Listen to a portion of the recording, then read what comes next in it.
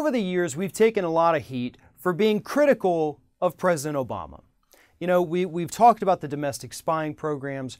We talked about his reluctancy to pull out of Iraq, to pull out of Afghanistan, to close down Guantanamo Bay, his excessive use of drone warfare, and things of that nature. Now, Democrats attacked us relentlessly, saying we're too hard on the president.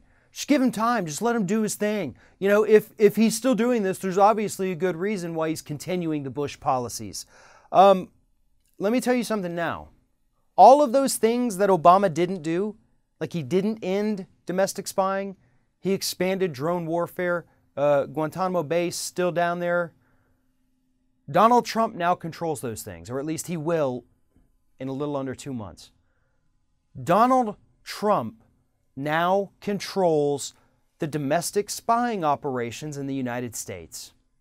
And for a man who consistently promises to punish his enemies, that should scare the hell out of every single person in this country, Republican or Democrat.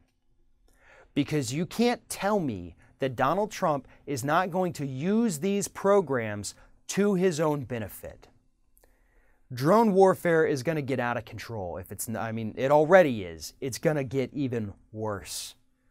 He is going to have the ability to take out overseas enemies to Trump, not necessarily enemies to the United States, if he pleases. He gives the order, they have to follow.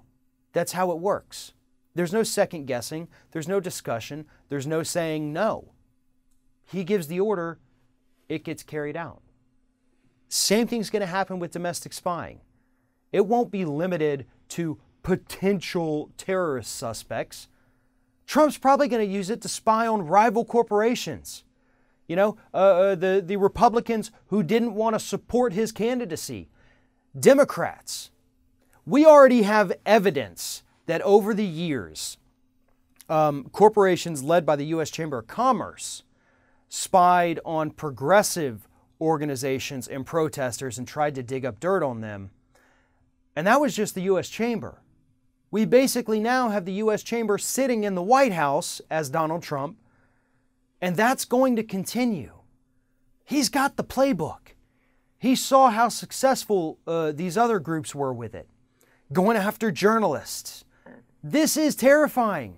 And if you don't think it is, then you don't fully understand what this man is capable of and the little tools and tricks that he's going to have at his disposal. And again, it all goes back to President Obama, his failures. Had he ended the domestic spying program, had he backed off on the drones, had he closed Gitmo like he promised to 8 years ago, if he'd pulled all of our troops out of the Middle East where they're fighting unwinnable fights, we wouldn't necessarily be in such a bad situation today. But we are. And I'm sorry, but in this situation, the only person that you can blame is President Obama for failing to live up to his promises and now handing over these disgusting tools of the United States to Donald Trump.